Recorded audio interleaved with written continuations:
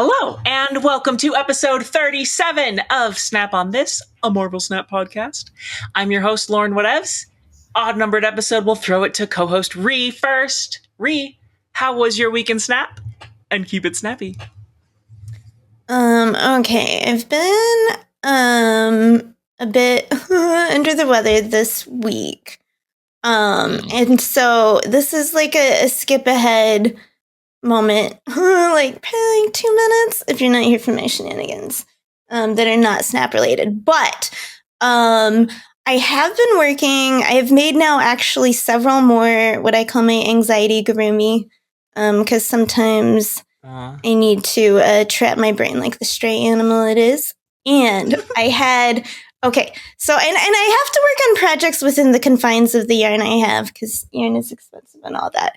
So I was working on what I had left from the buy flag. This is what is like the remainder of the skin of like the bear and this project, which is my latest project I've made, because I wanted to make a Cthulhu and I didn't have a dark green, so I've made Cthulhu. So cool. Right? Cthulhu! He's like, when he gets summoned, everyone gets 10% gayer, and there's world peace. It's the fascists' worst nightmare, and yet what they long for late at night when they're writing in their journals about things knocking at the door. I don't think that level of self-reflection is what they're known for. That's so cute. I wanted to make, I wanted his eyes to be heart buttons, and I didn't have any, so I made some out of a plastic You made heart container. buttons. Incredible. Also, I did, like, some neck enhancement plastic surgery because his neck was too skinny. I don't know if you know this about Cthulhu culture, but too skinny necks are considered unattractive. You gotta have a big, girthy neck, for Cthulhu society. So, no judgments on his plastic surgery, but I did give him a little neck collar to help him out from skinny neck. All right. So anyway, sometimes we have weeks like that. And then at the end of the week, though, yesterday was Snap Packs, which finally turned things around for me. It's been a bad week of more losses recently than usual. And I'm so far behind.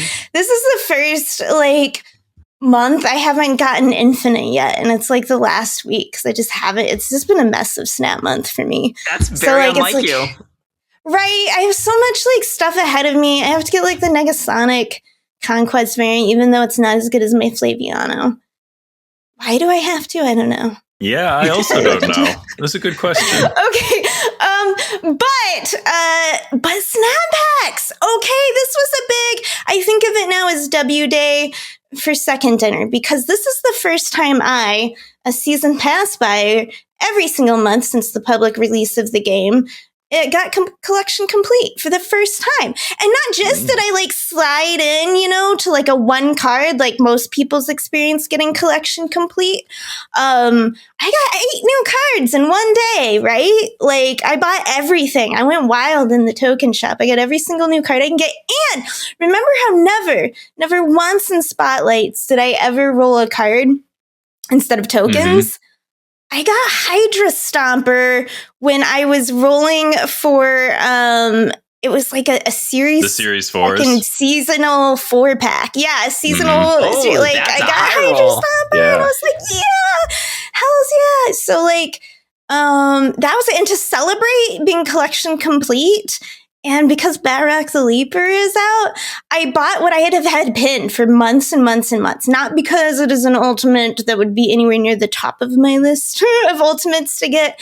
Looking at you, Fantasy ultimate variants are pretty hot. But Arrow Bride, which is the last thing I needed for the Rian Gonzalez album to get Noodle Silk. Yeah. So I finally, it was a big, it was a big getting stuff and Snap day for me.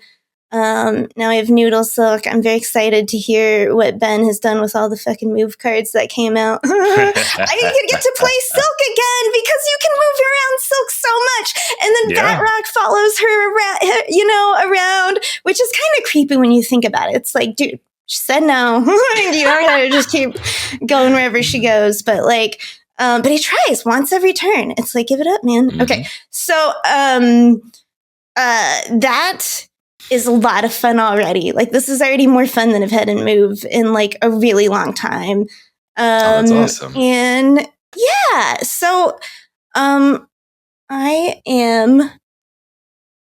hyped to hear, how it all went for you. Snapbacks Day. We've kind of like not been around, so I don't know if y'all have been talking about it.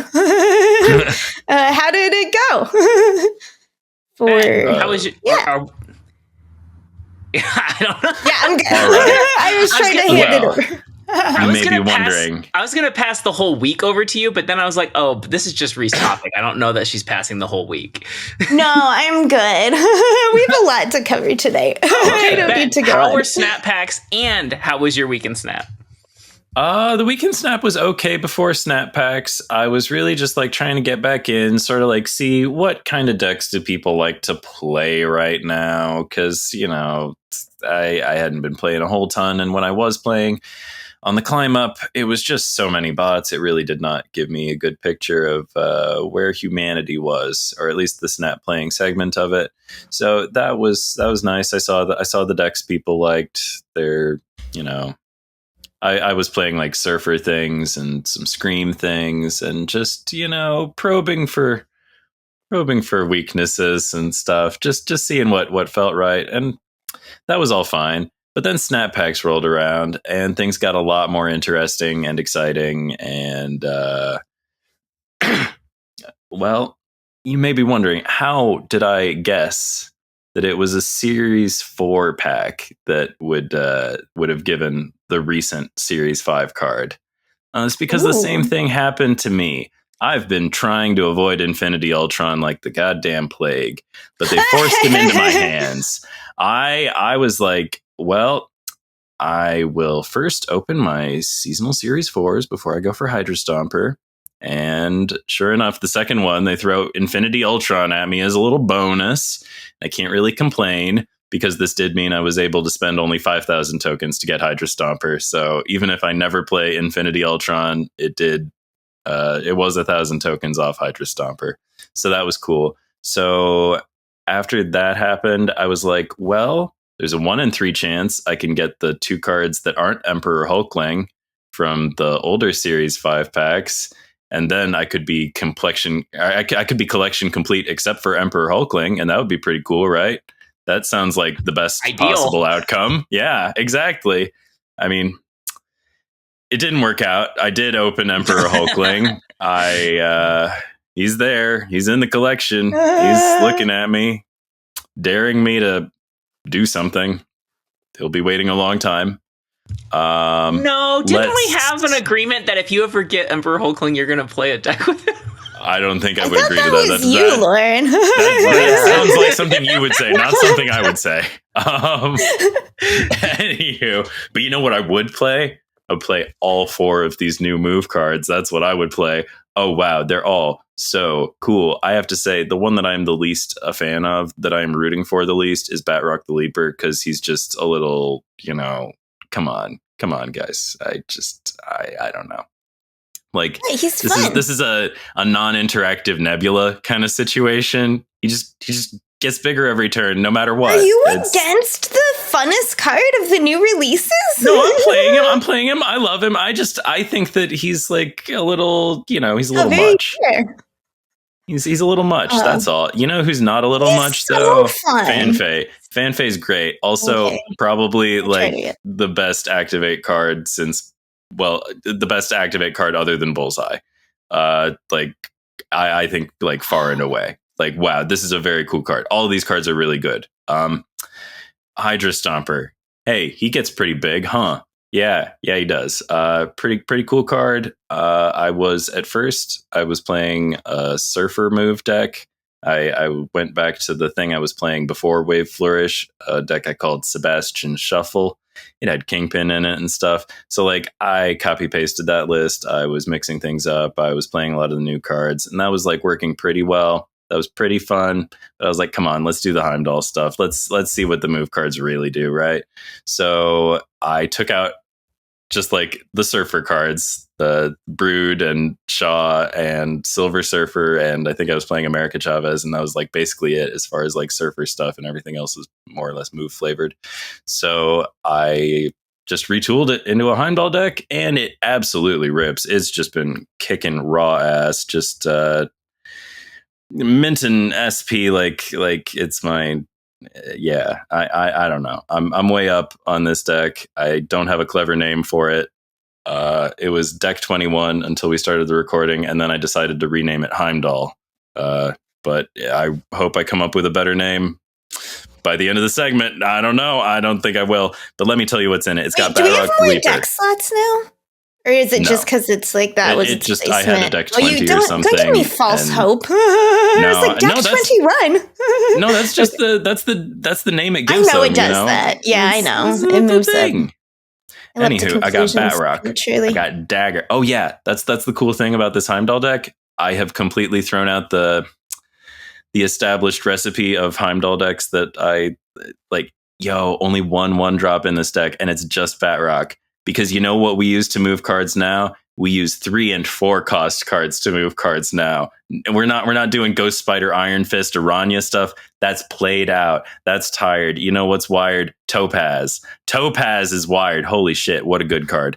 I called it, and I was right. Yes. Batroc, Dagger, Craven, Silk, Hydra Stomper, Vulture, Topaz, Red Wing, Miles Morales, Spider-Man, Fanfei, Eliath. That's right. I'm playing Eliath now. I've gone over to the dark side after, I don't know, a couple years. I've decided it's okay to play Eliath now after several reworks and things. Yep, I'm an Eliath kid. And that makes a lot of sense for a move deck, because a lot of times at the end you're trying to get them from shanging you and stuff. No, but I mean, it's like I don't usually see Eliath in a move deck, but I'm like, that's pretty clever, because a lot of the times I'm just like once I just sat and I'm playing Surfer, they should have seen it. They shouldn't have snapped it. They shouldn't have stayed for 8 cubes. And I'm like, surely, it's Surfer. No, they're 7 Human Torches that they got out there somehow poof, into 1 Killmonger. So it's like, oh, if they had Eliathed me though, like, yeah, I have to say, having lost a lot of games to Eliath, I'm like, I feel like I'm just real good at using it. The few times I've had to use it for like limited time modes, I'm just like, oh, I know exactly what it looks like when Eliath wrecks your shit, because it's happened to me so many times. I just sort of reverse engineered the situation on the other player, and it's a lot of fun. And it's very novel for me. It's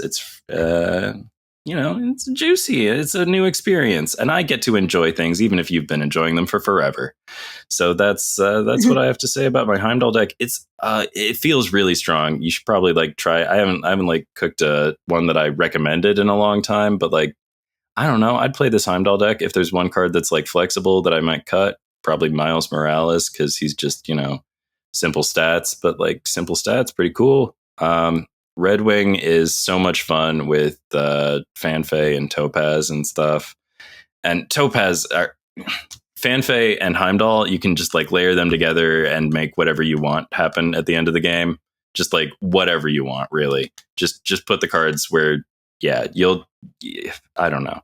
Like, this is not an easy deck to pilot, I should warn you. Like, you will have to like think ahead. But if you are thinking ahead, you can just make the cards go wherever you want. And I'm really proud of it, so play that deck. Other than that, anything interesting in my week in Snap other than Snap packs? Nope. That's probably about it. Okay, it's mine. I'm seizing control.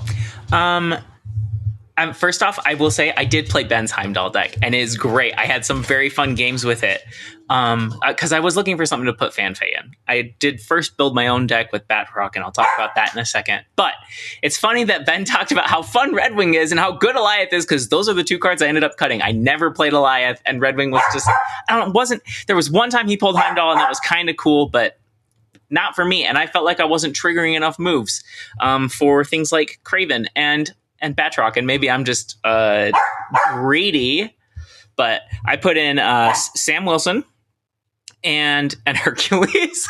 I forgot to put in Hercules. Hercules is honestly well, the hot location's Kunlun right now, and everybody's playing move, so Hercules is very fun if you have priority. I I had somebody else in there temporarily. Maybe it was Jeff. I don't know. Anyway, very fun deck as it was. I couldn't figure out the use for Alioth, and by the time I cut Alioth, I was like, why do I have Red Wing if I'm not cheating out anything meaningful? So I gotta say, like, Alioth is the thing you want to cheat out with Red Wing. Like, on the last turn, it's cool to get both the 6-drops down. But gosh, between Topaz already being on the board, Fanfei being an activate card, and you still having 6 energy to spend on the last turn, there's just some wild stuff you can do. It feels like I'm big brain sequencing move again. Which has been a while since we could do that, since they made it so that moves since just they always changed happen. the rules. Yeah. My version, I shouldn't say my version, my completely separate deck that I made with the new cards, with Hydra Stomper and Batroc anyway. It's like half Lil Movers and half, like Silky Smooth, that sort of thing, where you're playing like Angela and Thena and Elsa Bloodstone and Kitty Pryde. Anyway, it's super fun. Goose is in here because it just, everything in this deck is 3 or cheaper and gets huge. And so, of course, you need Goose in that situation. Kitty Pryde, Batroc, Thena, who also gets huge, Goose, Sam Wilson, Angela, Craven, Spider-Man. That's the one I'm not sure about. It was Jeff for a little bit. Silk, Hydra Stomper, Juggernaut, and Elsa Bloodstone. It feels like it needs a little bit of tuning. Juggernaut's also new in there because I do worry about jugging something into the Goose lane.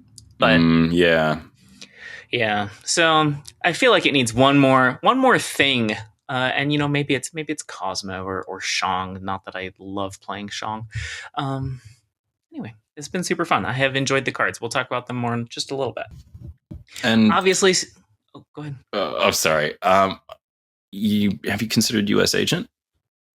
No, that's a great choice. Because you were listing the reasons to play Goose, and I'm like, those all sound like great reasons to play U.S. Agent. Yeah, that's a great choice. I think I might do that. Thank you. I don't know.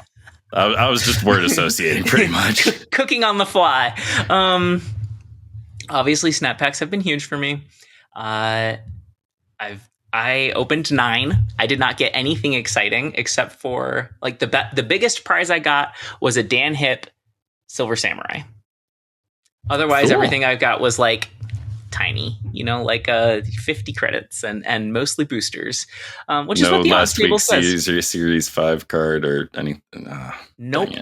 I wonder how representative, like 2 out of 3 of us opened a Series 5 card. That cannot be like normal, can it? Yeah, I didn't see anybody who got a full like 3-card pack, even though it's theoretically possible, but I saw lots of people getting 2s. They're really fun to open, even though I didn't get anything super good. I'm like, I would love to open more, but I'm collection complete now, and so I can't. Yeah. It feels so right in a card game to be opening packs, to be honest. Yeah. Like we're all like probably lifelong card gamers. I mean, I know that we talked about it. And it's just like, you just open packs for cards. Even if you're playing a living card game where you're getting they still release them in little packs.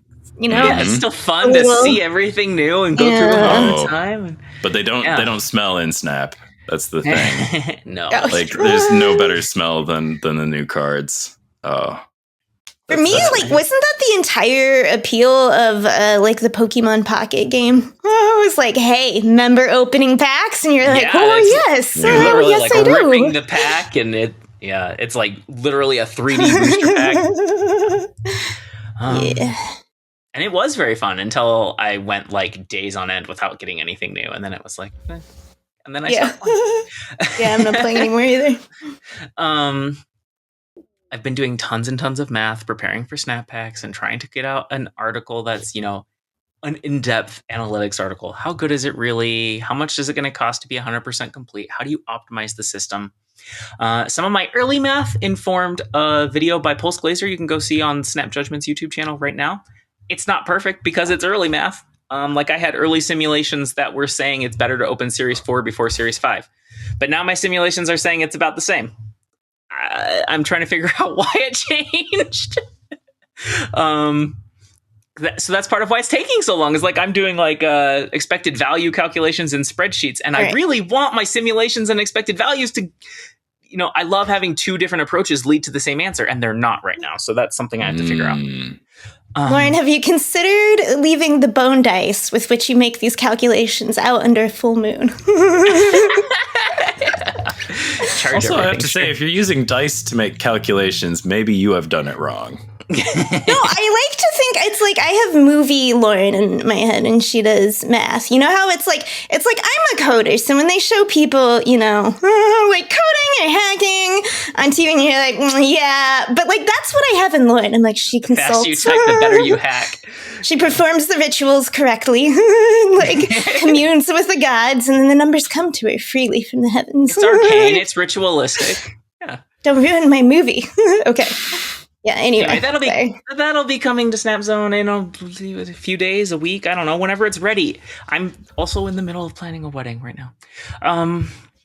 Yeah. Let's talk about the new cards in more detail, even though we've already talked about them a decent amount. They're all awesome. Yeah, it was a total surprise that there were going to be the 3 Series 4 cards. They said that they were pulling them up a week, so I don't expect any additional Series 4 cards for May season.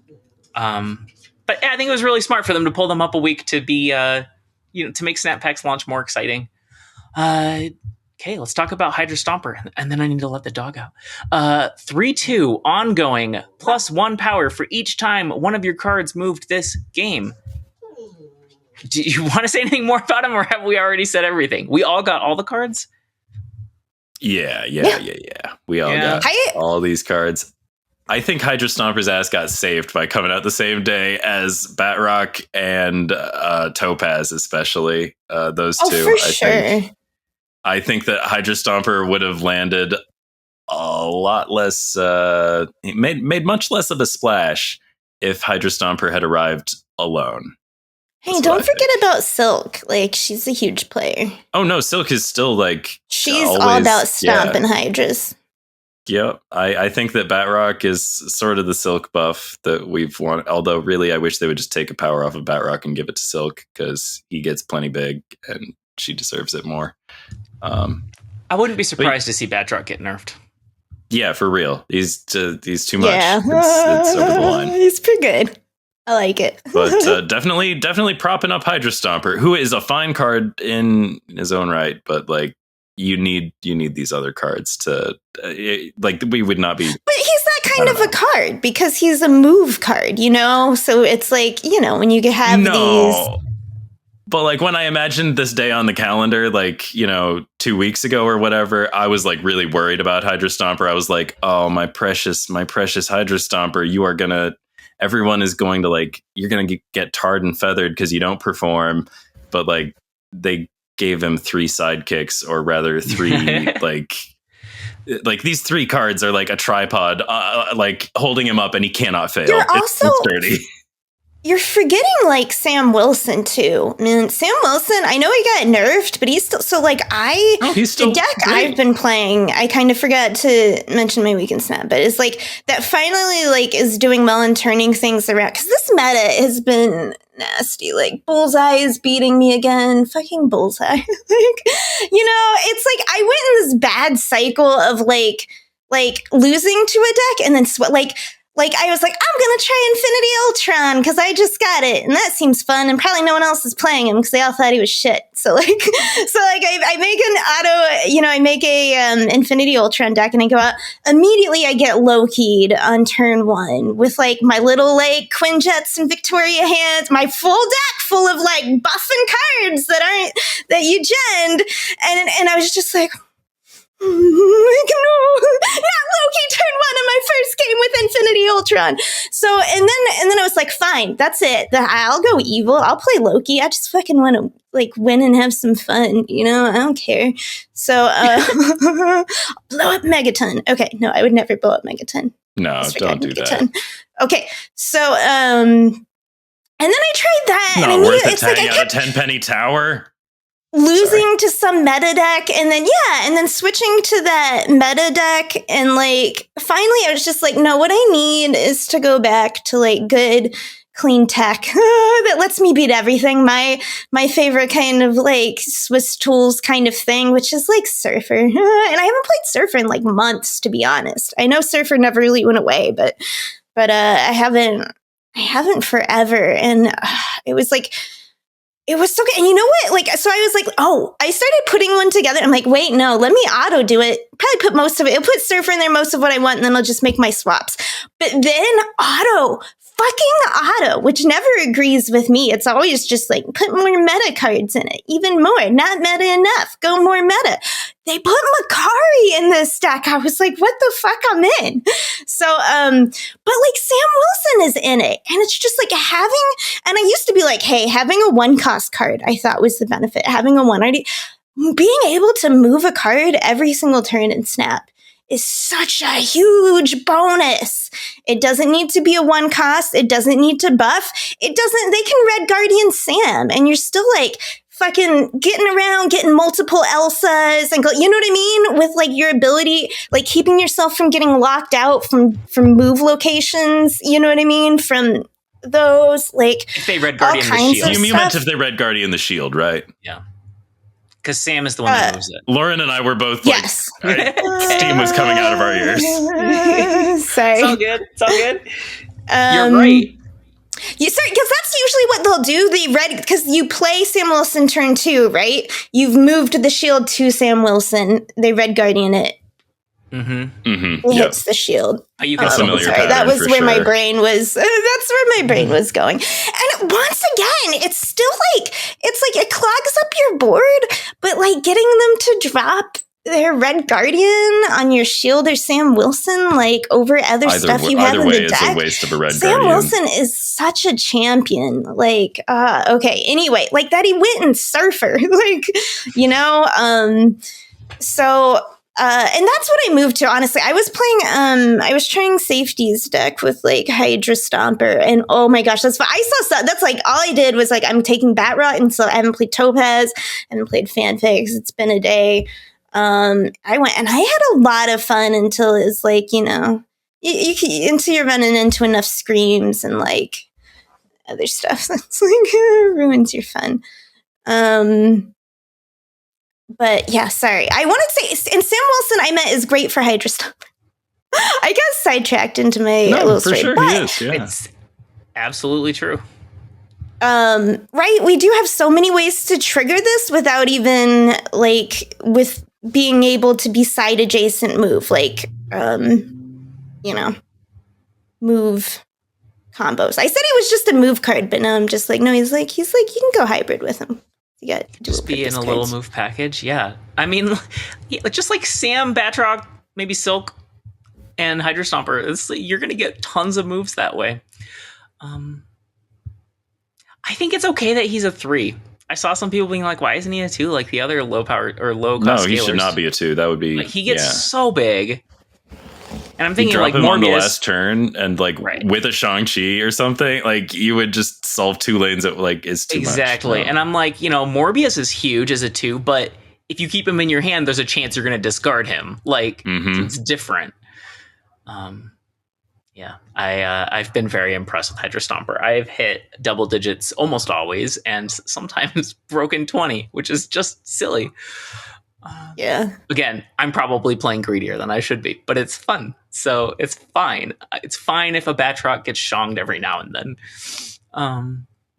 You just do the other just 3 for giving together. us a reason to play Silk. I'm so grateful. Like I've missed it, but it's just not been good for me anyway. It's my favorite move. I mean, if you get Batroc out on 1, that's ideal. But if you don't, then on turn 3, you can play Silk Batroc, and he will move Silk, and he will follow Silk. That's so fun. I was very concerned that he wouldn't follow Silk if he was the thing that moved Silk. But it's such a lore moment for her to go somewhere, and he's like, "Oh, hey!" She's like, "Nah, I'm out." And then he like followed, and she's like, "This was not the plan." You have to move twice to ditch him. She moves again. Yeah. The opponent has to help her out. Like, hey, this guy bothering you? Go ahead, I'll distract him. Okay. So I'm like waiting All of to. them have great animations too, gotta say. Topaz, 3/4. So after you play a card here, move it to the middle location. Batroc the Leaper, 1/2. When a card moves, follow it to gain +2 power. +2. That's silly.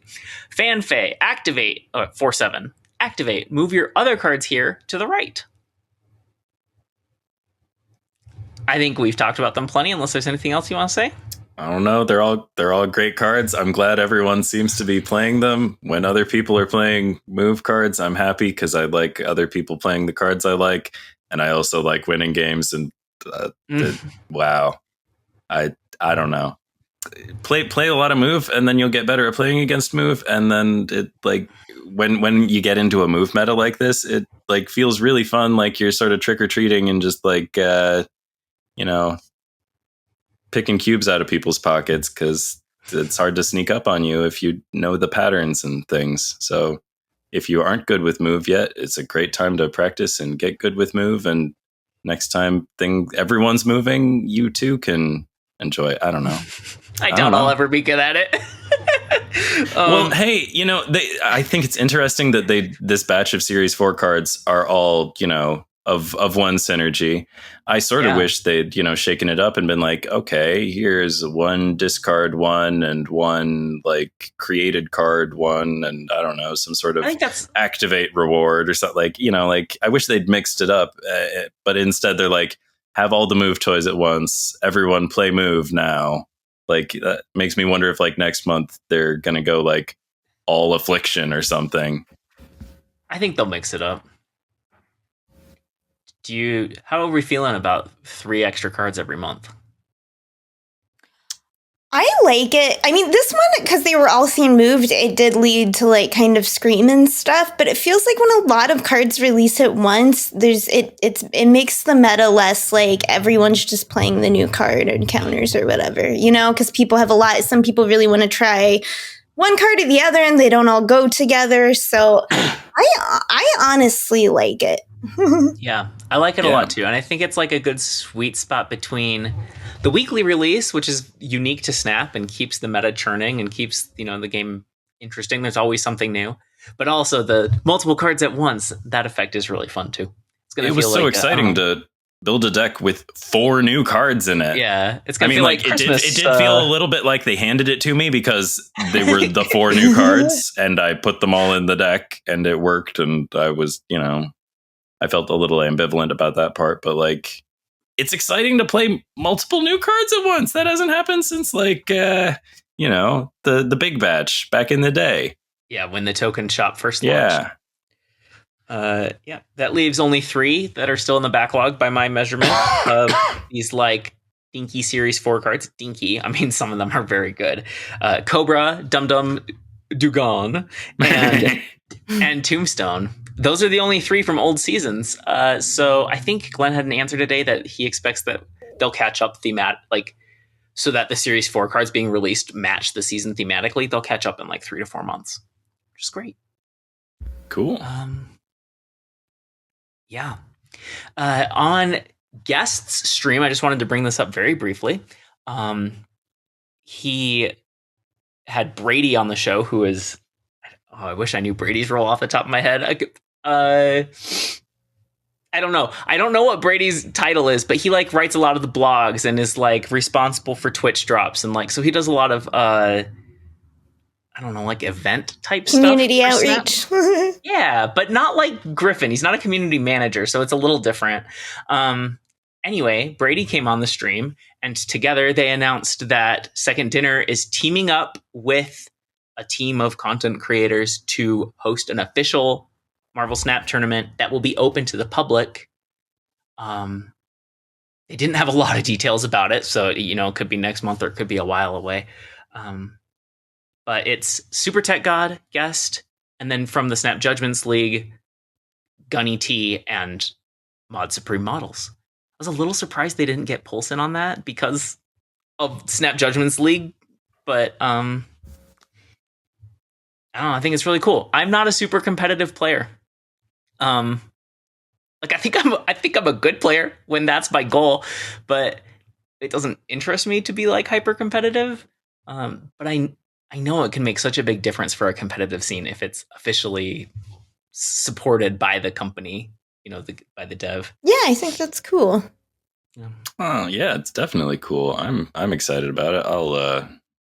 I'd be interested. I like tournaments because, like, Are you gonna do it, Ben? sure, you can like throw yourself at like ladder and be like, I'm gonna get the most snap points, but like it's a stupid system. Like everybody knows it's like a very silly system that like rewards just like throwing time at it more so than throwing cleverness or purpose or anything. Like I don't know, but yes, I'll get down on it. I felt very Yay! silly. I meant to do the current Snap Judgments League season, but I forgot. It's Me too, to be honest. I also missed out and meant to do it, and I just said we would have should have pushed for it in the pod. But like, no, I'm really glad if you're joining the tournament. I do not have the space. It's the kind of thing I would find fun, but like ish, and also nerve wracking. But like, I don't have the space, so I'm really cool to have some people to read for. I mean, we don't know anything about it yet, so it's like glory to the pod. Commit all the way, but we hope the entire reputation of your podcast rests on your shoulder. I don't know if I'm gonna win the whole thing like you did. You are. I don't know about that. I have faith in you. You'll bring some sweet deck. It'll be awesome. Sorry, go ahead, Lauren. I'm happy about the tournament because it got Quinny to start Snap again.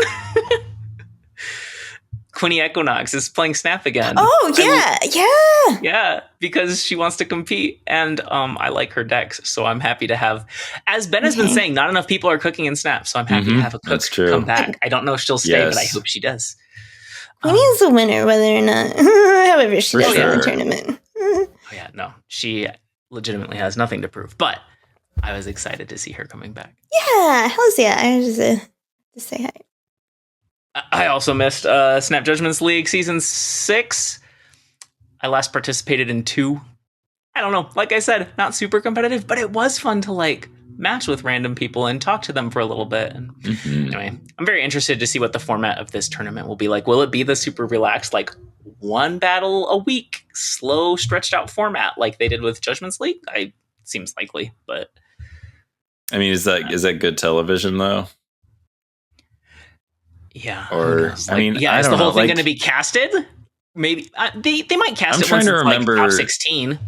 In like Hearthstone's heyday, I think they had some sort of like weekly thing going on. I don't know if they still do that or any. I've never been an esports kind of person, so it's like the knowledge just rolls off my brain. I can't absorb it. I don't know. We'll see what they do. Could be cool. Wow, I sound sick.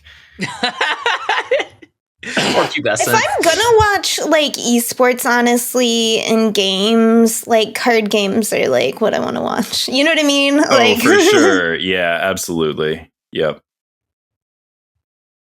There is an element where because it's just a thinking game, there's not really a lot of like execution.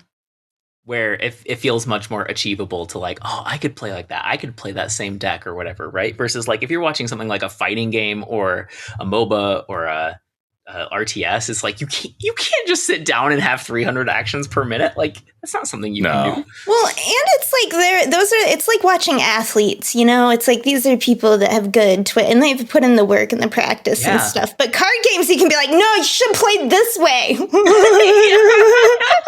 No, you did it wrong. You should have realized they were going to play that there. It was so obvious. Or be like, wow, I didn't see that. Oh, what a genius. You know, rarely. Usually you're just yelling at people for playing wrong. But yeah, I don't know. There's something different about watching people play card games. All right. With Snap Packs, there was a new patch, and new patches mean data mines. There are a few other changes. Uncle Ben has an animation. That's kind of... It's worth seeing. You should kill an Uncle Ben and see what happens. Giganto and Red Skull have animations too. I don't know what they look like. Anyway, onto the data mines. This is looking for June? Nope, July. These are July's cards. Looks like it's going to be a Fantastic Four season, presumably to align with the movie. The season pass card is Mr. Fantastic: First Steps. Yes, we're getting new copies of all of the Fantastic Four and Galactus. Here's his ability. End of turn. Oh, he's a 2/3, which is also, I don't know. I think it's interesting that they're mixing these up. How am I going to keep them straight? End of turn. Give a card in your hand +2 power or -1 cost. That's not going to stay like this, right? It's too good. It's very good. Like, this is just like ridiculously good. I wrote it. Sorry. Go ahead. It makes me sad. I was just gonna say, this is like my like, obviously it's great. It's the kind of card I love to play. I'll play the shit out of it. My one thought about it is it makes me sad for Festos, because Festus, because it's just a better him. Like It's that, all like over. that card's just like dead. What in your hand as opposed into your deck? Way better, 100% better for one cheaper. For like, you know, like what, 2 less power, you don't give a shit. It's a 2/3, it's part, you know? It's just like, oh, how sad. Like, part of me thinks there's no way they could print this card, but the thing is, they're gonna print Surge, it looks like. So if Surge is okay, I guess this card's okay. Let's just, I guess power levels don't matter anymore. Play both of them together is obviously beautiful. You're playing both of them. You're playing both of them in literally every deck. Yeah, I think this is a great choice for a season pass card anyway. Very flexible, Baffling. relevant to early game. Baffling. It is really wild when you think about Fastos existing. Yeah. Right, it's so sad for him. It's like he worked so hard for so long. Did we see a lot of Fastos in the past week, or was I right that 3/4 is not what he needs? I only see him in Surfer. He's a 3/4? I thought he was a 3/5. I just said 2 less power. I was reaching in my head. I'm like, what power is he? He's not a 3/3. Surely not. And I'm like, he's got to be 3/5. Still not useful enough. And then, so that's what I went with. And he's a 3/4. Oh, that poor god. Forgotten and alone and out of his time. Okay. Here's the thing. I don't hate the alternate versions of characters. These ones are not, they don't feel super different to me, but the variant thing I think is the worst. Like, how do you have a pile of variants for Mr. Fantastic and a pile of variants for Mr. Fantastic First Steps? Like, you don't, you won't. They'll make like 2 variants for Mr. Fantastic First Steps. That's fine, I guess. No, but it's really obnoxious because we don't have Tigra in the game. The benefit of having an IP like Marvel is you have an endless pool of characters. There's 50 million characters because everyone that ever wrote creates like 20 of them in hopes that one will pick up and they will be responsible for a beloved new character. So it's just like, but why not do that? Like, yeah, we don't need a million Mr. Fantastics. Even if you are going to do different versions, there are more distinct ones, right? The Maker, often talked about on our podcast. Yeah. Example, like that is true. I mean, he is coming, right? His name's in the game. I don't remember, but I would expect he's coming sometime. Okay. We're just gonna go off of what the datamined release order is. Herbie is the first week Series 5 card. Each turn, this is in 2/2. I'm crushing this. Each turn this is in play, swap to a new activate ability until one is used. It's Nico Minoru that hangs out on your board. Here are the 4 abilities. Activate. Next turn, you get +2 energy. Activate. Give your cards at adjacent locations +1 power. Activate. Create a rock with 4 power here. Activate. Double this card's power. Harkening to Fantastic Four abilities. It's kind of cool. Is Irby like a Volkswagen bug? I'm trying to remember what Irby is. Too. No, he's like a robot. Yeah. What is he from? Like Fantastic Four. Fantastic Four. He's like a main feature. Yeah, he's like a pillar of their whole like mythos. Yeah. Oh Herbie man, I've actually read some Fantasticar. Fantastic Four. I feel like I should have known that. Yeah, I definitely Franklin think of the Richards. White Bug, 53. Like that's what I'm thinking too. I'm listing things that people who don't know about the Fantastic Four should still probably know about. Sorry, I'm listing lore things you have to know about the Fantastic Four, even if you don't give a shit. Give your cards at adjacent locations +1 power is kind of crazy, right? As an activate, just do it at the end of turn 6. Yeah, it seems. Wait, it's an activate, but they're all great abilities. So, and it's a 2, which makes it more valuable. I'm into it. I like one thing about Nico that's cool is that she goes through her indecisive phase in your hand where you can see it and your opponent can't. But like, I assume that this one, it won't do the same ability twice, will it? Or at least not before it's like rotated. There's only 4. Well, I mean, yeah, but like, does it go through all 4 before going back to the start? That's unclear. It just says swap to a new one. So yeah, is it a full cycle or is it just like, could it go A, B, A? Because I'd be more excited about playing Herbie if I knew that my opponent didn't have the same information or like didn't have like all the, I don't know. If I'm giving Mr. Policeman all the clues or whatever, I'm like less excited about it. But I don't know. Probably a good card. Wasabi. Yeah. Feels like a Miss Marvel card. Like that's what I want to play with. Wasabi. Headphones are not for eating or even for gnawing on. I think because with Nico, what I like, where I thought Ben was going, is like not only is it information you have that your opponent doesn't, but then you can decide whether you want to do it, and it's useful in that turn before you spend the energy. And here you're committing the energy as opposed to something else. I think Nico's a better card for sure. Oh yeah. Cheaper cards just always feel better. It's like, well, but it's only 1 energy, you know? Yeah. Yeah, I think ones especially are just like, they're balanced by Killmonger, so they can be a little ridiculous. Okay, next one. I was wondering, does it get a new activate ability next turn after you activate it? Like, does it get to activate every turn? Is that? Oh, no. No, it says until 1 is used. Oh, okay. Until 1. You only get to use 1 of them. And then it no longer. All right. So the best one is probably the +2 energy one, right? Most of the time. That's probably the most flexible one. I mean, sometimes the second one is pretty good. The give your cards at adjacent locations +1 power, but you have to play them in the middle. That's what makes me want to pair it with Miss Marvel, you know? In the middle a real structured deck. Right. And one that's playing in the wings. If you're playing like Iron Man to try and win the Miss Marvel lane, that's where you'd want in like an Irby, like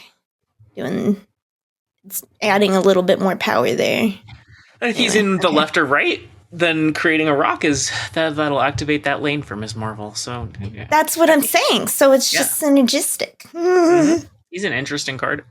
You play him on 2. If it lines up perfectly, that you get the +2 energy on turn 3. On turn 4, you have 6 energy. That's a lot. Human Torch, first steps. A 3/2. End of turn, +1 power.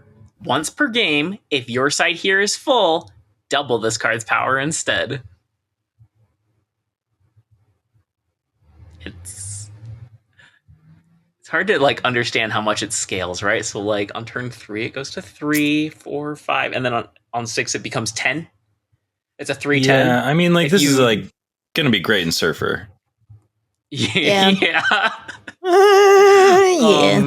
I'm not sure it goes anywhere else.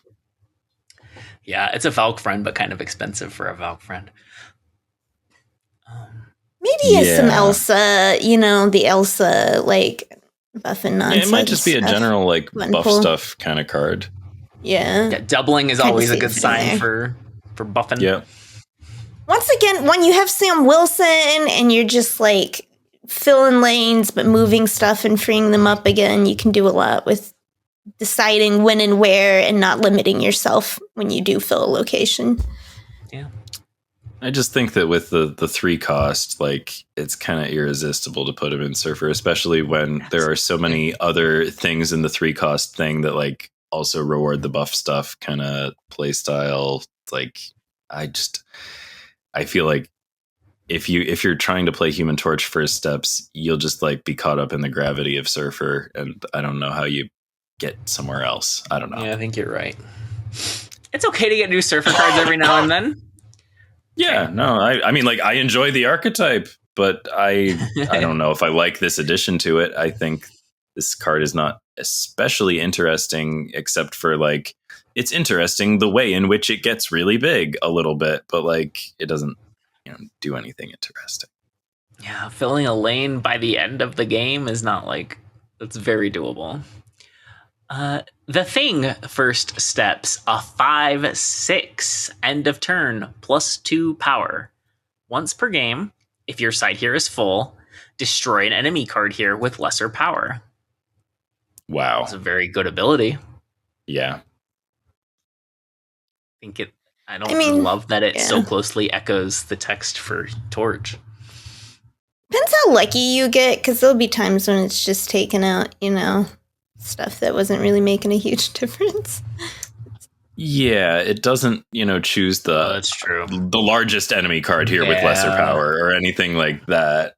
And people are usually filling in with like fluff, like there's usually a Psylocke out there. You're like, I wasn't, I didn't want to hurt her. Do you think it's going to have the Spider-Man 2099 problem where like, just like the fact that it's the random destruction means it's always going to be the wrong one? Yeah, it's a very good comparison. I still see it as a nice tech for like buff decks, like I don't know that it can replace a Red Guardian, but it's cool. It's synergistic, yeah. I think it is worth noting he doesn't have the instead. So on the if you do fill a location, he destroys a card and still gets the +2. That is a good point. So he's a 5/10 if you play him on 5. That's perfectly respectable. 5/10 that destroys something. Yeah, I guess if it does something, fine. I don't know. Like once Ree pointed out that it's a random thing, I'm like, I'm a lot lower on this card than I was when I first read the sentence. Yeah, it's that kind of thing that you get hype about, and then in practice you're like, oh yay, a squirrel died, or whatever, a ninja, or that kind of thing. But what I do like is like end of turn is not activate. It's like you're still guaranteed one hit on it. You know what I mean? So like I would still like value that as ability above that. It kind of is on reveal. You can't stop it with Cosmo. I thought you meant it's not on reveal, like as like a negative thing. Like you get that instant like gratification with on reveal, but like you basically do with these end of turn cards. Like there's always one turn that's going to end, but like you were, I sorry. There is some value in destroying something after turn 6. Not super common, but that is You were saying what I was thinking, Ben, but then Lauren's was a neat idea. I was like, oh, yes, you're right. Cosmo won't stop it. You're saying it's not on reveal, like, as a selling point. I thought you were, like, decrying that, this is not an on-reveal card, because we all love the immediacy of on-reveal. But, like, no, you're saying that, like, this gets around things that on-reveal would be stopped and a turn also means, like, the Havoc thing, where he doesn't hit Shang range until after the game's already over. So pretty handy. 5/10 that's not Shangable, but I don't know. This probably isn't a card I'm going to play very much. It's a little too big for my tastes and not flashy enough. It does buffy stuff, so I'll probably try it. Fair. Invisible Woman first steps, a 3/4 activate. This turn, your end of turn abilities happen twice. Does this include the once per game ones? I would think that your end of turn text would go twice. See, that's also how I'm reading it. You'd get the 1 kill and you'd get the +2 power twice on the thing. Yep. Or the doubling once and the +1 power once on Human happening Torch. Twice. Doubling Sunspot on a skipped turn 5. Pretty tasty. It's all right. It seems a little unambitious for what this card promises. What are all of the end of turn effects that are currently in the game? I don't know why it needs to be a 3 cost. I'm thinking of like what I mean? Maybe that's a good thing to I double. agree with I agree with you on that. 3 is a little expensive for this. I think it's an interesting ability, right? It's a end of turn Wong, one-off. It cracks me up because it's such Invis Woman is always such a support character. Literally everything in the games. And then I guess there's nothing wrong with that because like bards, are support characters that are also protagonists. But I even read a solo comic of hers once where it was about she was doing spy work for S.H.I.E.L.D. and Fury and stuff. And even that, it was just kind of about her partnership with another spy. I'm just Inviswoman. You don't. She's not a solo act. I know, she's just family oriented, I guess. She just gotta be. She doesn't want to do stuff for herself. Okay. So, as far as end of turn effects go, the ones that seem interesting to me are Atuma. You could get spicy with Atuma. Bruce Banner. You get 2 1 in 3 chances to Hulk out if you're really desperate at the end of the game or something. Here's where I think it's a little cooler. Dr. Doom 2099. One more Doombot 2099 is pretty significant, honestly. And Isan. Then we've got some evolved cards. Your Cyclops, Hulk, Misty Knight. Cyclops is good. We got Havoc, much mentioned so far. You could make Hydra Bob move twice. You could get an extra proc on Marvel Boy, extra proc on Red Hulk, extra proc on Thena, extra proc on Thaddeus. I still think extra proc on Strange Supreme. I don't know. Strange Supreme already has a problem where sometimes you're just you ate too much Supreme stuff. Yeah. Stop. And that's why it's so lore accurate, because he's no, I'll never be done. You're moderation, not his strong suit. Monster, I needed that power in that lane. Okay.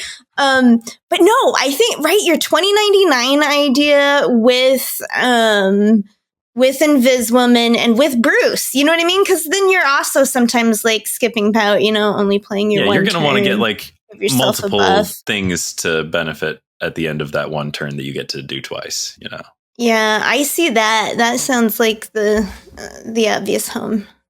This card, as you suggested. Yeah, I'm with you though. 3 is just sounds expensive still.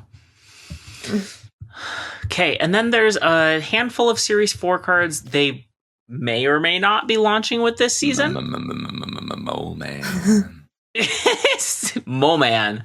A 3/3 on reveal. Banish the top card of your deck. Add 2 rocks to your hand with power set to the banished card's cost. Took me 2 reads to get that. It's based on the cost, not on the power. So you're at best getting 1/6 rocks. I mean, exceptions for Arasham and Death, but. Yeah, wow, that's a cool card. What do we do with it though? Do we put it in Patriot? We build rock decks. You put it with a Rhino. You base the whole thing around rocks. It's a Patriot deck. Rocks. It's such a cool design, right? It's good for. It's a Howard card, of which there's only absolutely good. There's only 2 or 3 right now. I don't hate 1/4s. Right? That's when this starts to be worthwhile. Absolutely not, no. So. But I do hate 1/3s. 1/3 isn't quite good enough. 2/6 it's okay, but 2/8, now we're talking. Yeah. Also, it's card generation. This is putting 2 cards into your hand. Oh, it's not hidden information. Your opponent can see your banished pile. Yeah. So they know how big your rocks are. Yeah, this has to be this is a winner. I think this is a card that's going to do some work. That's what I think. But also think you're holding that power back, meaning you're losing prio, so you're protecting that stuff from Killmonger, which is a plus when you're doing, your power in low cost numbers. And he's making power that you get to distribute easily later wherever you want, really. So he's making power today on turn 3, and you're not saying where it's going on turn 6. Seems like a good card.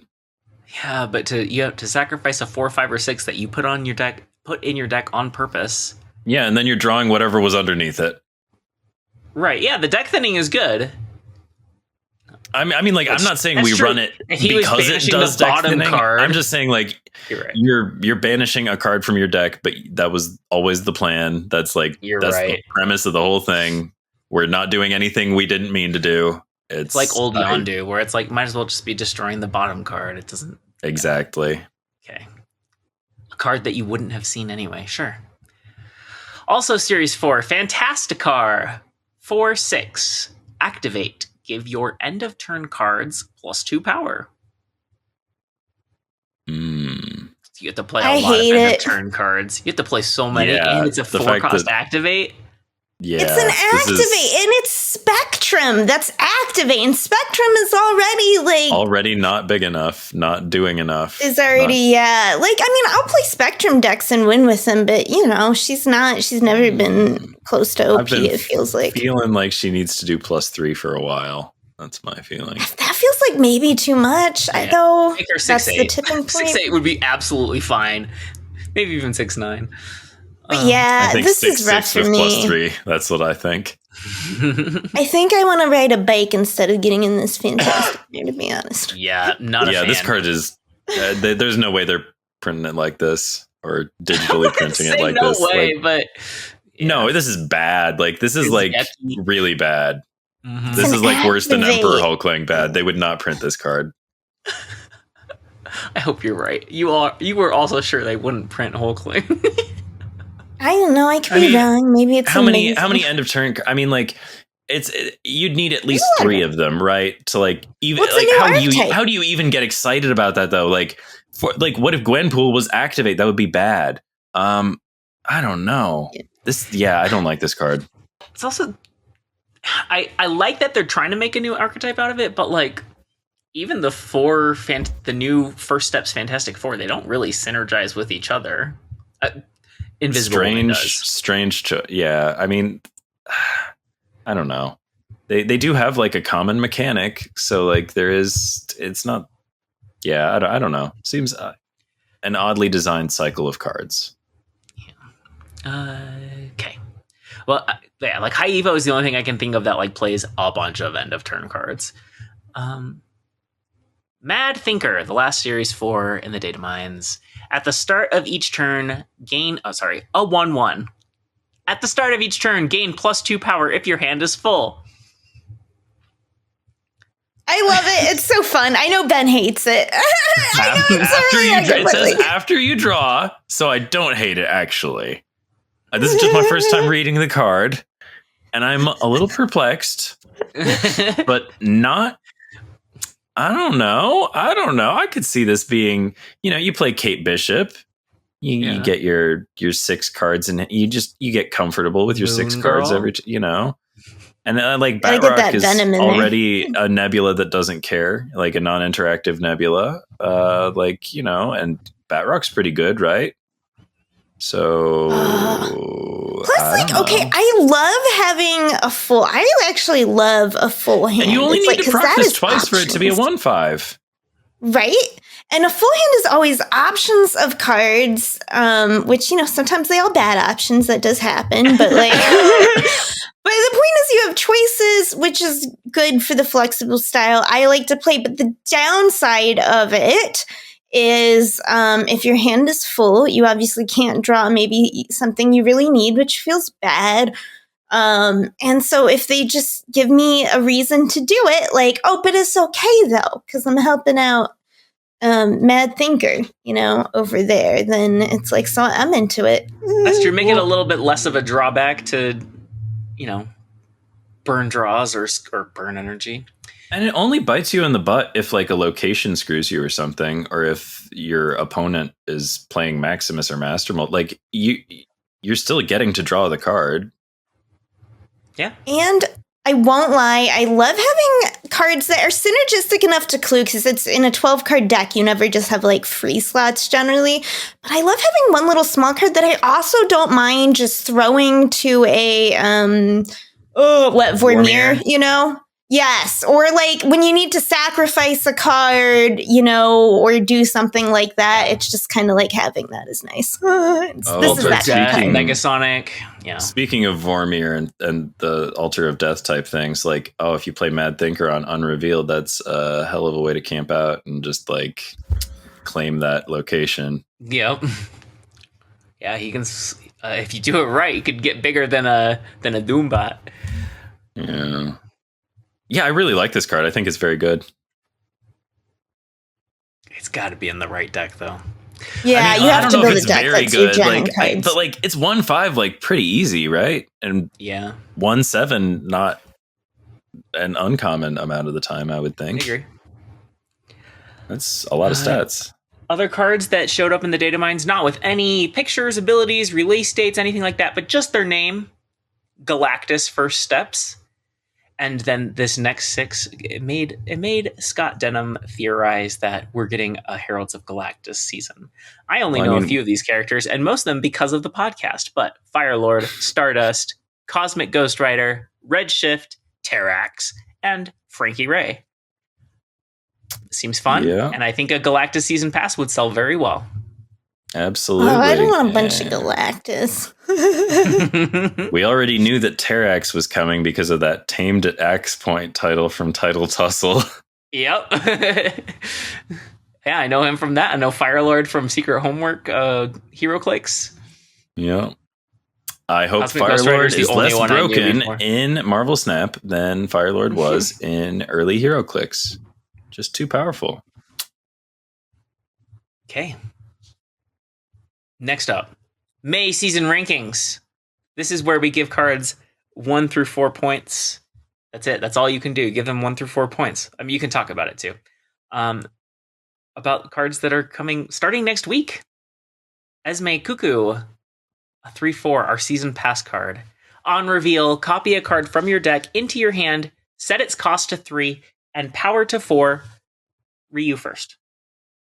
Okay. I gave this one a 3. Honestly, it would have been a 2 because when I first look at it, I think of things like anti-venom and stuff, but this is better. One, not just because it's cheaper, which is obvious, but it's copying it into your hand. You know what I mean? Like, it is giving you a card. But,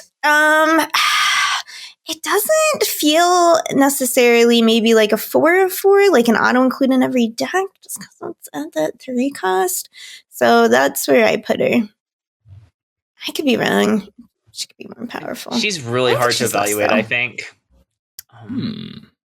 Ben? No, well, I guess so, but 3 and 4 is such you have to build so specifically for her. Now I'm like, should I have put her at a 2 instead? 3/4. Like there are cards that would love to be 3/4. Say Iron Man would love to be 3/4. But yeah, I think the deck building stuff, I've been wondering, like, is this kind of like Pixie where it's actually kind of like a huge deck building burden? Ben doesn't think so. Ben likes not. Getting a copy of a card. It's a copy. Yeah, I do. Yeah, I do. But it's a 3/4. Yeah, I know you don't care I know you don't care in a Surfer deck about churning something into a 3/4. Let's just start with Surfer. This is not just a Surfer card, but name a card that goes in Silver Surfer that you don't want a 3/4 copy of. Yeah, Sarah. You're right. Especially all my little tech cards that I get. You Sarah's great. You love a 3/4. You're so no, right, seriously. Ben. If one of you comes up with one, I will. I don't know. I'll draw you a little picture or something. Gladiator. Okay, boom, Lauren, I'll draw you a little picture. But what were you doing playing Gladiator and Silver Surfer in 2025? Yeah, I was going to say, in the past. Yeah. So Esme Cuckoo goes in the Silver Surfer easily, but like this is like a Frigga that like looks forward instead of backwards, and that like Frigga succeeds despite herself, like the backwards looking nature of her copying a card and like generating she's so limited by the fact that it has to be the thing you just played that you're getting a Frigga copy of. But like Esme Cuckoo is like giving you a card that you haven't even drawn yet. Like this is just like a card you might not draw. Yeah, like this is like one of the best versions of drawing a card. Like you're drawing a card and guaranteeing that you can play it next turn. Like this is a very good card. This card is like, this is one of the best versions of on reveal draw a card we've ever seen, and we've seen some good on reveal draw cards like Loki and stuff. Like this one is nuts. That's what I think. Yeah, you're right. I think you're wrong. I think I should have given her a 4. You convinced me. That's a big swing, 2 to 4. I had her as 4, but I admit I was pretty tentative about it. Like, it's draw a card, and it's draw a card that you put in your deck on purpose, so it's a good card. I mean, unless you draw like a Korg Rock or something, that would suck. I know I invoke Arnim Zola a lot, but just like think about that. That 3/4 Zola would be gorgeous. Yeah, it's like it's a tentative 4 because I can see her being really good, but I do think that there are deck building challenges with her. Of course, there are plenty of decks. Surfer is an example where like kind of anything can be 3/4 and it's fine. 3/4 America Chavez is kind of meh. I mean, that's like the worst case scenario. And it's still pretty good, right? It's not bad. Like, if that's all you've got to play, it's fine.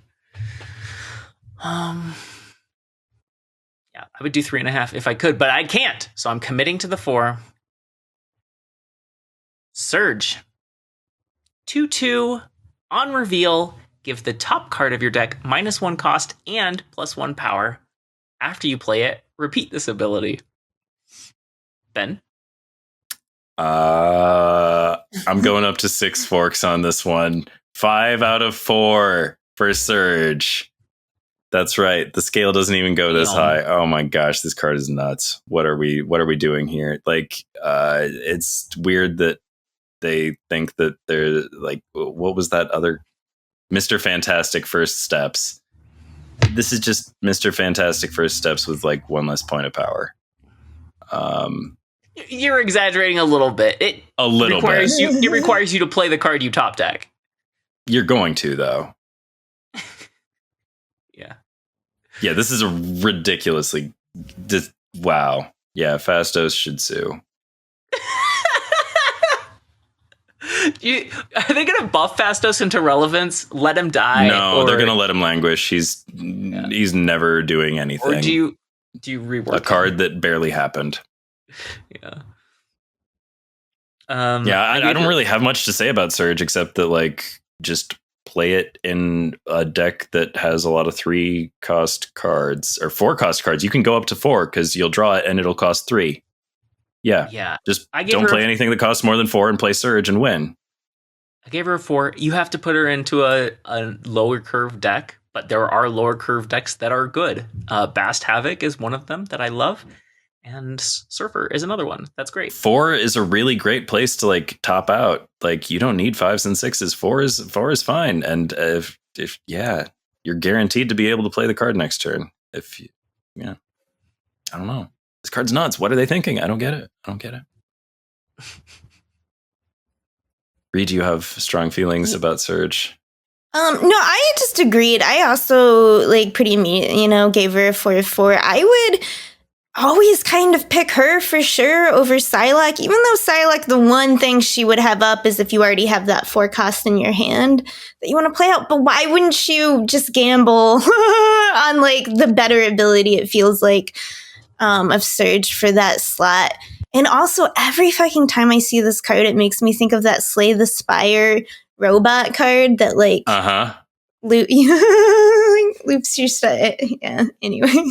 If you know, you know. If you play Slay the Spire, does Surge also make you think of that? Those are my thoughts on Surge. I agree. She's just I would want to play her all the time and everything. She does seem really fun and great for team small cards. She's not bad in a bigger curve deck either, though. Like making one of your 6 cost 5, I'm fine with that. I can't maybe loop her ability that way, but like fine with that. Okay, put it in Prodigy. your Doom. That deck Ben was saying earlier. We're skipping energy for Bruce Banner, and you have Doom 2099, and you're putting all that nonsense together. I don't know if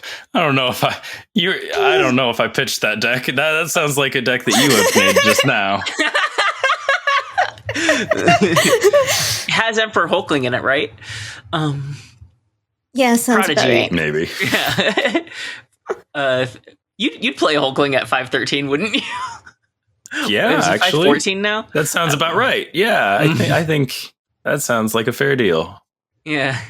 Prodigy 3/4 on reveal. If this is in the back row, copy the text of the card in front of it. We already said with Esme that 3/4 is a stat line that many cards like. There are, Iron Man is like the low-hanging fruit of like, yeah, I want a 3/4 Iron Man. No, this is so awkward though, because what you're going to be copying is going to be a lower cost card. You know what I mean? So it's like what? Yes. Like the hood and stuff, which is like a wacky deck you're building or something. But it's like for Surfer, what? The cards you'd want to copy would be like a Sage and stuff like that. But you're not playing those cards out generally that early. It's just like... Shot would be all right. Yeah, right, I think maybe if you're really lucky, maybe you get like a Captain Carter and like you're doing like an extra half a Captain Carter there in the back row. Yeah. Like I don't see this card. Have any of us given a number about it yet? No, it's my turn in the rotation. I gave it a 3. I think it'll be fine, but it is definitely awkward. You can't copy ambitious abilities, but hey, there are some that are fine. Ant-Man's fine. 3/8, that's fine. You're playing a 3/4 that sometimes is Ant-Man? Yeah. Look, I have other things in my deck that I want it to be also. But like the problem with Surfer often is you already have so many cards you want to hold back that are like 3 costs till the end, like the aforementioned Sage or Wolfsbane or like maybe Surfer himself. Like maybe it's not a Surfer card. That's what I'm saying. But that seems worrisome. If this card isn't a Surfer card, then what is it? Then where? It's like it feels awkward in like a hood deck for a lot of ways because you've got so many other things you're putting in there and doing. I don't know. It seems awkward to me.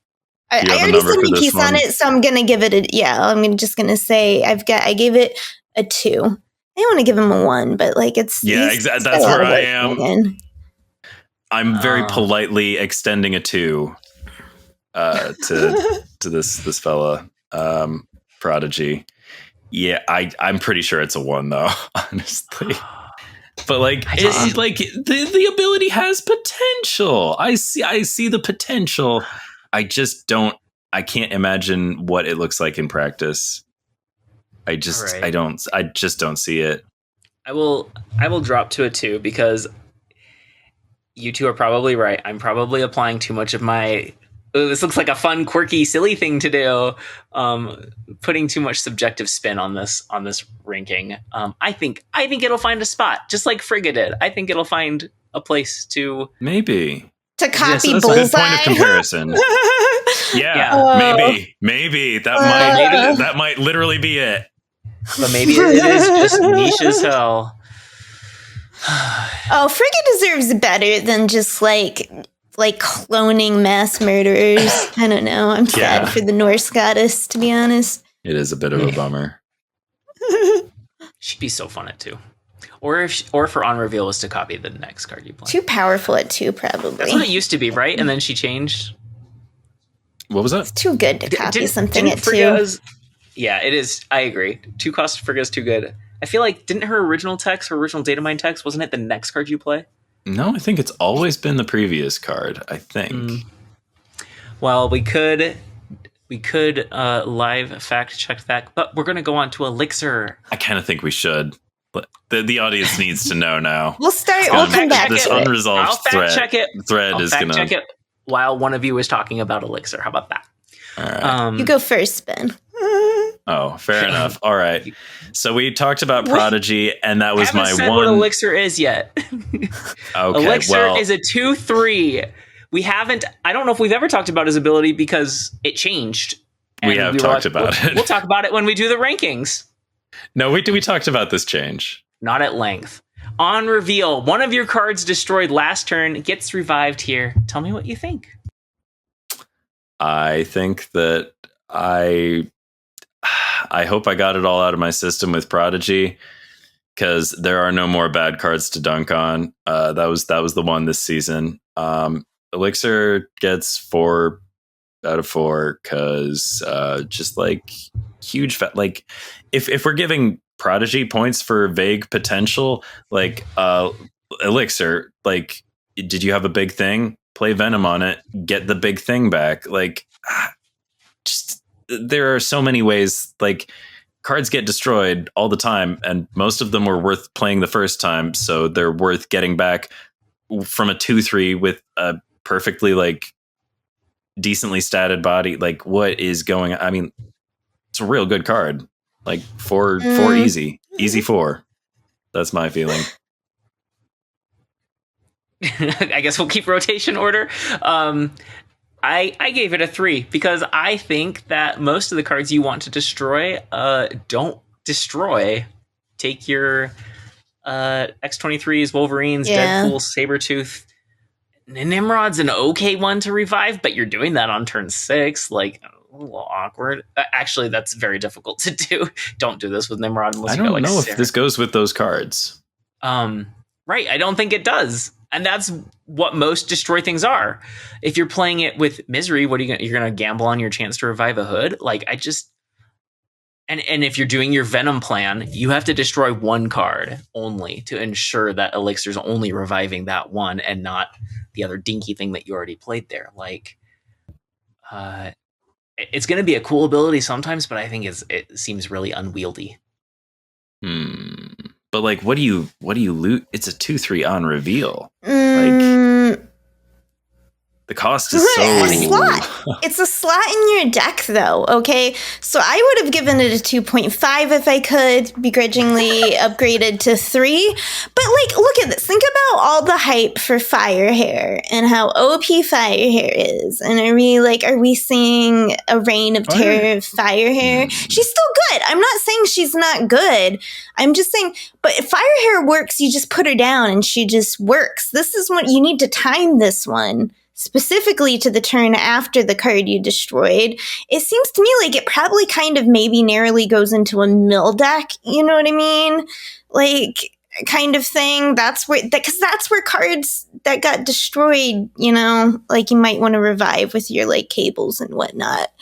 So like, I think it's a rough card. I don't see the 4 stars here. Do not see it. Time will tell. Okay, before we talk about Zorn, live fact check. Frigga has always had the same text, but when we first saw her, she was a 4/6. Yep. Oh, gross. She didn't release at 4/6. That's what she was first in the data mines. Okay, finally, for May, Zorn, a 2/3. After any 3 or 4 cost card is played here, move it to another location. Reed, you want to take this one? Because we skipped you for Elixir. This is, so for me, it's probably not enough nonsense. It's a move card. It's kind of like Topaz and the cards that came out this week, where my fun one that pulled me was Batroc, the Leaper, and I think this one will be really good in the move stuff, that Ben does. And so I give it a 3. But it's, it feels like, I mean, it is any... Okay, fine. I give it... You consider the screen potential? Yeah, you're right. This is... Because it's like the offensive ability of it feels pretty good. I want to give it a 3.5, but, Ben's going to talk about it and it'll be a 4 for me, I'm sure, because I'm already halfway there. Are we counting on it being like Echo, which I think is a reasonable thing to expect, that your opponent just forgets it's there? And yeah, I think that'll sometimes happen. I think it'll be a little easier to remember than Echo, but I don't know. Maybe it won't. I hope it won't. Wow, that'll be fun. If we all treat it like Echo, that could be cool. But yeah, I would give it 4. I'd give it 4. Really? Yeah. Oh my gosh! Like, for one thing, it's just a real cool way to just think of those TVA games and play Zorn on 2, Vulture on 3. I mean, you probably have to snap before you even play Zorn on 2. Well, I'm just always be thinking about the TVA games. But like this card like works. The symmetricality of it really is just like, it didn't need to be that good.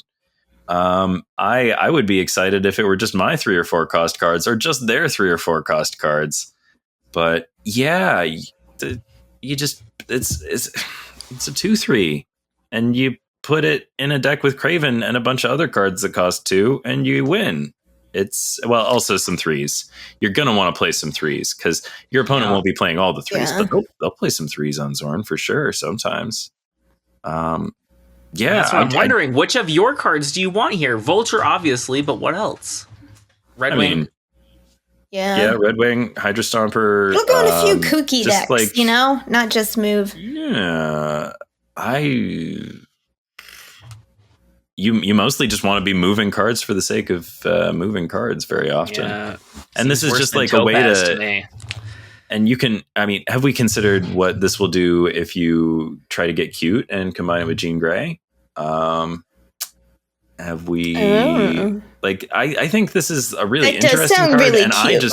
I do like being cute. I just want to do like high volume move shenanigans with like Craven and Kingpin, and I guess we can play Scream too, although mostly I'm here for Craven and Kingpin. But like, yeah, I'm psyched. I'm committing, Ben. If you build a Jean Grey Zorn deck, I will play it. I don't think I will, but you never know. I really, when we were talking a few weeks ago about like cards we were wrong about, and then you I forgot to mention Jean Grey. I thought Jean Grey would be pretty cool, but Jean Grey has not actually been all that cool, unfortunately. Nope. I'm giving Zorn a 2. Lowest ranking of the season. Well, you guys talked me down to 2 on Prodigy also. I don't get it, and I fully acknowledge that Ben you knows saw more Topaz? about. You've seen Topaz doing work. Topaz is better than this. What? You think this is better than Topaz? Yeah, probably. This is so much less controlled. It's 2/3. 2/3 is already better than 3/4. Yeah, but it only works on 3s and 4s. What 4s are you playing? But like Stegron? Also Fanfei. Yeah, Okay, you play Zorn on right. the right, and then one. you play Fanfei, and it doesn't matter where Fanfei lands. Question mark, Profit? Yeah, actually. Honestly, like that, like as long as Fanfei is in the left or the middle lane, you're gonna find something to do. Like you'll get some value out of that for sure. But like, yeah, mostly you want to throw Vulture and Red Wing on it, and those 2 are enough. That's two good 3s. That's all you need. It's a little 3-card package. Yep. It helps you dictate, like, makes you know where your opponent is going to play stuff. So when you're playing, like in Conquest, when you're like, well, okay, the 5-drop and 6-drops they have are going to go here in this location. And since I know what that is, maybe I can counter it or do something about it. And I know they're going to play their other cards, here. So, it's always... It's got that nebula factor where you you're dictating where they play and stuff. It gives you percentages of guessing their plays better. Yeah. I cannot see this 2/3 not being like, this is a very impactful ability on a 2/3 body. I don't see how this card doesn't rip it in half. I think it is really cool defensively, but you have to back that up somehow, and I don't know. Maybe it is just in like a super low cost deck. Because it's after it's played there, so they're still going to Red Guardian you, You're not jugging something. I feel like it's more offensive. But that's what I'm saying. That's why it's offensive. I guess it's just how I'm looking at the terms. Semantics. And like, you can put it on a lane where like you've already loaded up. You've played the 3 that you wanted to keep there or whatever, and then you play Zorn on 4 with another 2, and it's balanced breakfast. I think its best a lunch bet rather is at that point.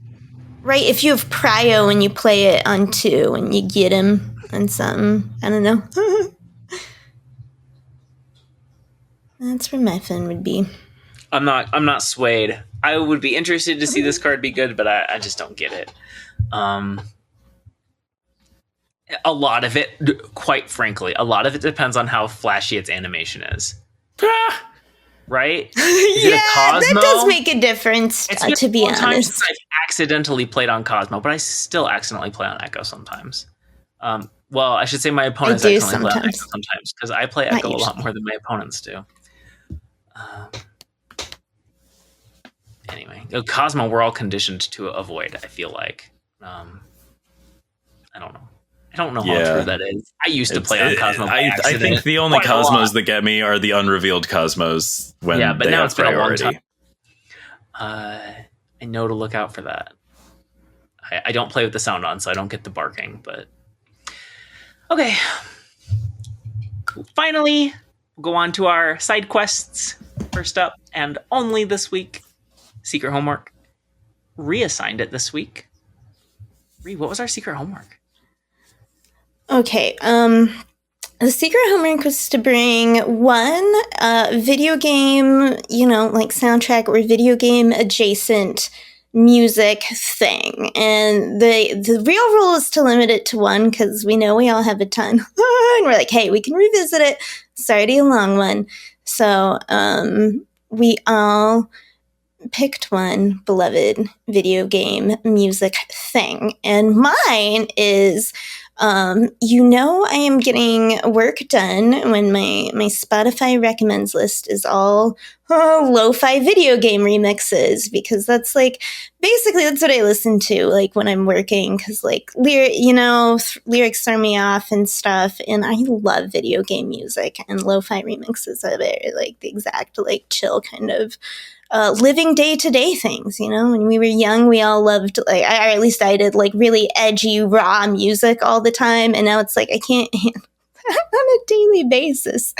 All right. So my one of a artist I really love in this category that I found early on into my forays into video game remixes is an artist called Wizard of Loneliness, which is already I'm always into a wizard.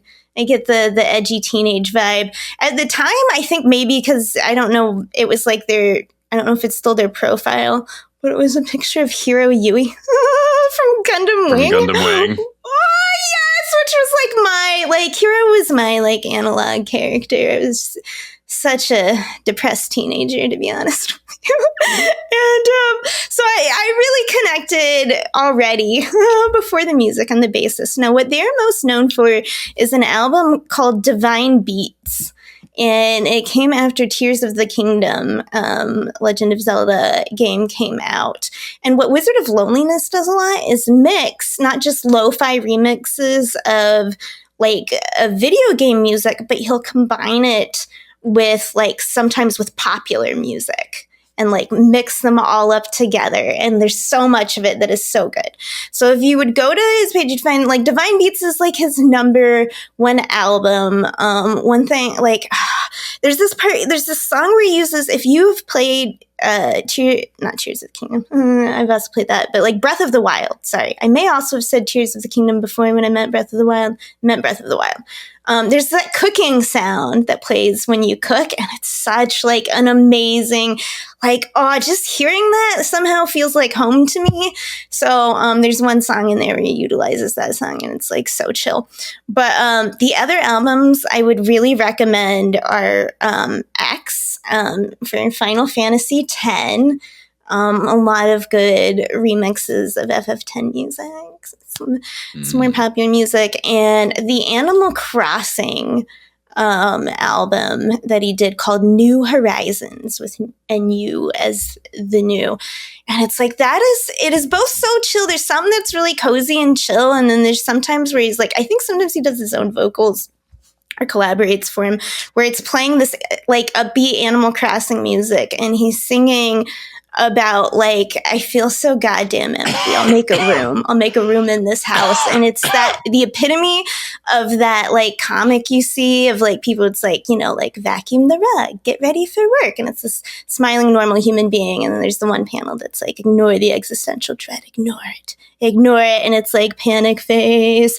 And then it goes back to, okay, crimp your hair, and it's the song gets that vibe. But a lot of it's also happy and stuff. Don't me convince you that it's dark. So those are the albums that I would put forth to check out first from Wizard of Loneliness. If you wanted to do that, those are my recommends.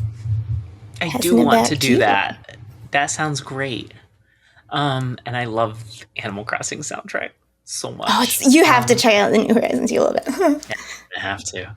I love both the environmental music and ambient stuff, and also all the KK Slider songs, of course.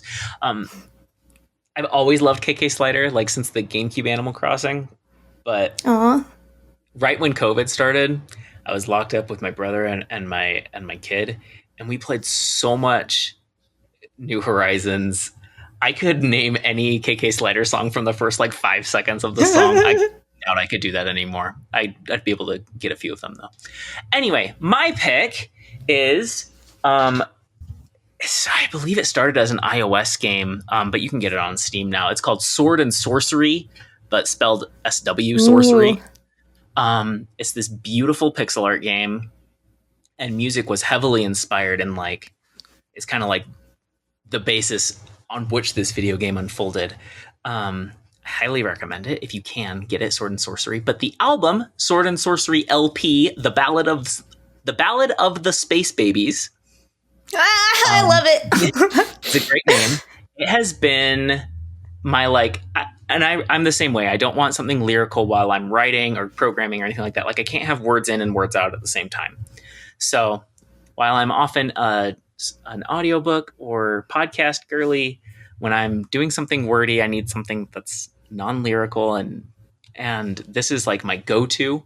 I cycle through a bunch of stuff, but this is my go-to. As soon as I hear Dark Flute, the first track, I'm just like, zoom, like I just get into the zone because I've always used it that way. But like it is, your ritual for focus. Yeah, that's amazing. Yeah, so I highly recommend you find a ritual album like that. But anyway, this one is very good for that. Album is solid and it has so much variety. I'm not very gifted at talking about music, but I highly recommend checking it out. It also has like a remix album, or it was like remixes by Japanese artists, I think, and it's called Scythian Steps. Ooh. And that one's also great. Be excited for the links. Well, I had a lot of difficulty deciding on a thing, and I thought about switching at the end because my game was mentioned at one point. So I don't know. I had some other options that also had X's in the title. I was like, I'll just bring 3 of them with X's, three PS2 games with X in the title. But I'm not going to tell you what the other 2 X titled ones were. So I'm just going to say it's Final Fantasy X. That's the one I'm going with. Music in Final Fantasy X is very good. I feel about it very strongly. When I hear it, it makes me, have things in my heart. I love all the. I don't know why they didn't reuse any of it in Final Fantasy X too. That was a very bold swing, and like you honestly kind of have to respect it when like the first one has like such a good soundtrack with so many wonderful themes. You gotta love Auron's theme, you gotta love Titus's theme, you gotta love Yuna's theme. I mean, like you gotta love all these themes, For those who don't know, for instance, the Titus theme is all like Well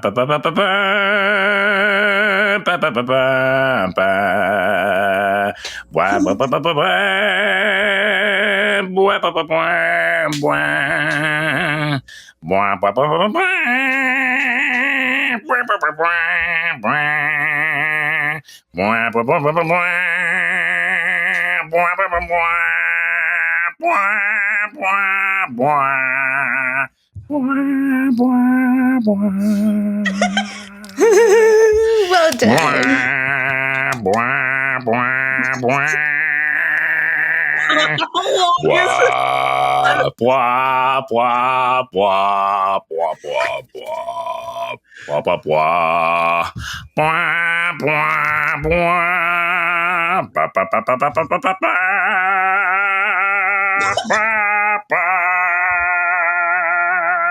Gotta love that. And then it goes back to the I don't know if this is legal. That's how Titus's theme goes, more or less, from Final Fantasy X. I'm really sick, and I took some liberties, but that's about the gist. It was but like, there are a bajillion pieces of music, each and every one just that memorable. How about that Blitzball theme, huh?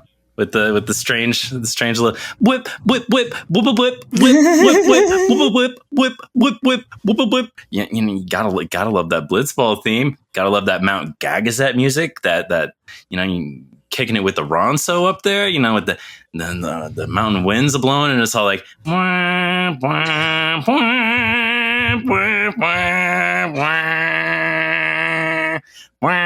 wah, wah, wah, wah, wah. You know, we all know that classic mountain music.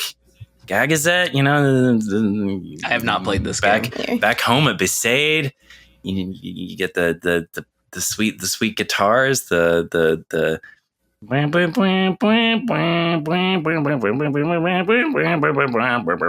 you know, you all know the ones. That beautiful piano theme to Xanarkand, the beginning with all the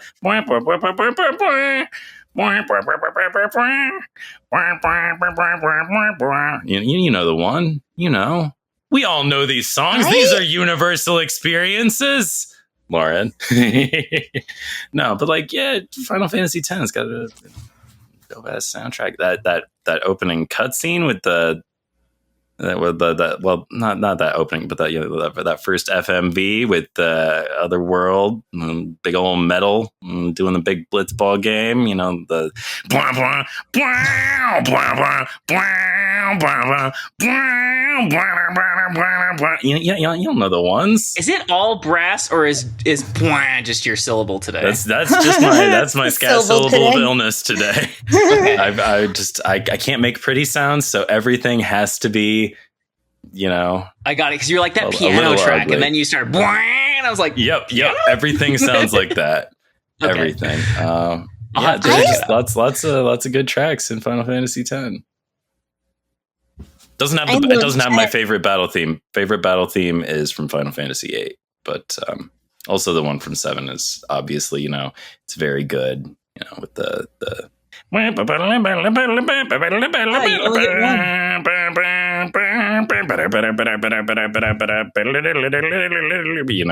know the one. We all know the one. I have played 7 and 8, not to completion. I haven't finished Final Fantasy VIII either, but it does have a better battle theme than Final Fantasy X. I've started Final Fantasy VIII a lot. One day. Well, hey, that's games. I guess I have to assign a secret homework. So, if you were going to do some, okay, let's see. What's another Marvel movie coming out? Thunderbolts asterisk. So, I would like each of us to design a card for one of the characters in Thunderbolts asterisk. I don't think you're supposed to say the asterisk, but I like to pretend that you are supposed to say it. And do a Fantastic Four first steps, except, you know, do like a White Widow Thunderbolts asterisk, or like Red Guardian Thunderbolts asterisk, or Bucky Barnes Thunderbolts asterisk. Or maybe just Winter Soldier. Maybe Bucky Barnes doesn't even have to die for maybe that's it. Maybe Winter Soldier gets his own card. Maybe that's the thing. I don't know, but we should confer off the air and make sure we're not doubling up on characters from Thunderbolts asterisk. Here. Okay, that's a fun one, and I'm excited for that movie. If you liked what you heard today, find us on Twitter, YouTube, wherever. Like, comment, subscribe, review, etc. Comments can be on Spotify or YouTube. We'll see them. Or come hang out in the Discord with us, which is not our Discord. It's our little corner of the Snap Judgments League Discord that we've taken over. It's called the Speakeasy, and there are instructions to get there in the show notes or video description. We're part of the Snap Judgments League, or Snap Judgments Network, where you can hear other great shows like The InfiNOT by Kier Nimbus every Saturday. That one has a casual tilt and also is very short. So if you want your Snap news in like audio format, it's a great way to do it. Short and sweet and effective and great. Anyway, next week, new season. And if you want to be here for that, tune in. Same Snap time, same Snap channel. Yeah. Okay. Yeah. I did have some 10 thoughts that there was not an appropriate time please. to get into. I saw you trying. Okay.